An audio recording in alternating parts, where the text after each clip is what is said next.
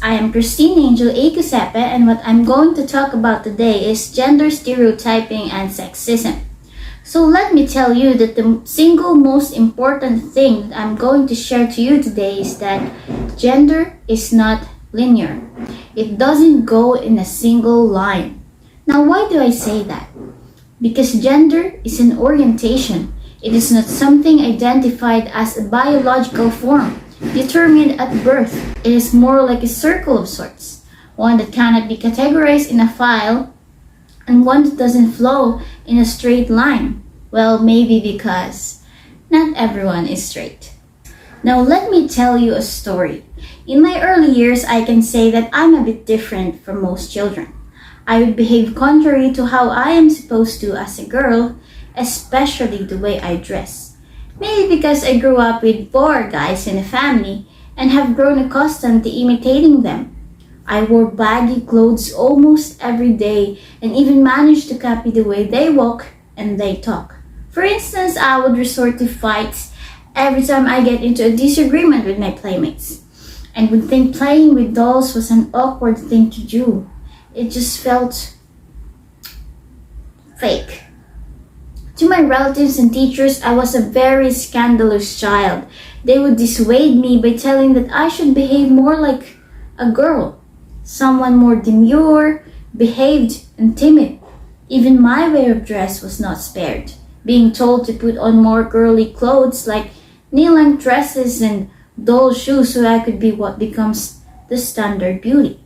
So you see, gender stereotypes start at a very early age. And this applies to boys too.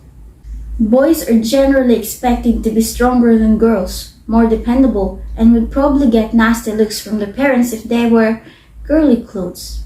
According to Helsinki 2019, gender stereotypes and sexism ingrain the attitudes that inhibit, intimidate, and dissuade people, most often women, from making their voices heard, standing up for their rights, and making the career choices to which they are entitled and from which our societies would benefit.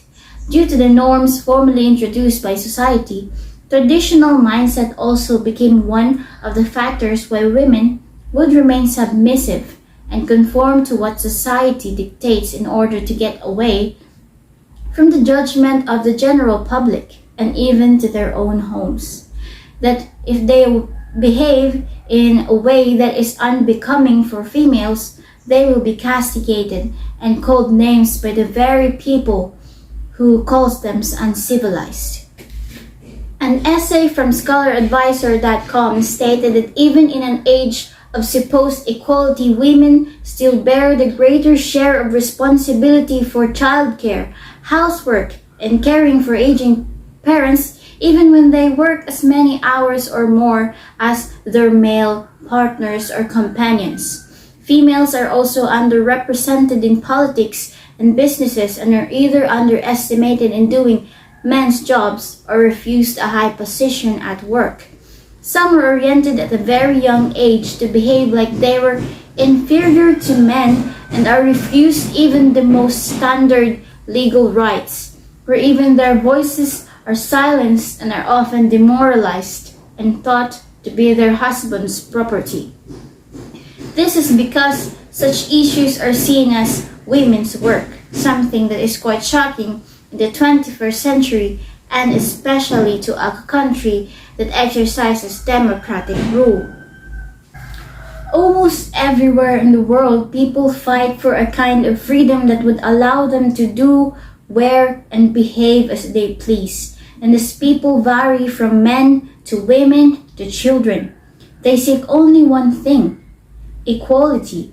Gender stereotypes are already an age-old problem. The quest for equality between all men and women has been going on for years, dating as far back as 8,000 years ago till today's time. That's according to Cintas Peña and Garcia San Juan in 2019. These problems were prevalent even in today's society, but it is not completely hopeless. There are ways to assuage the situation before it could go worse. Sexist insults and hate speech can be taken care of by promoting gender-inclusive and gender-sensitive language and ensuring the equal presence of women and men in visual and written representations. The use of public platforms to educate and normalize gender differences, eradicate traditional stereotypes, and engage in a new world where equality is not something someone has to beg for to achieve can be done.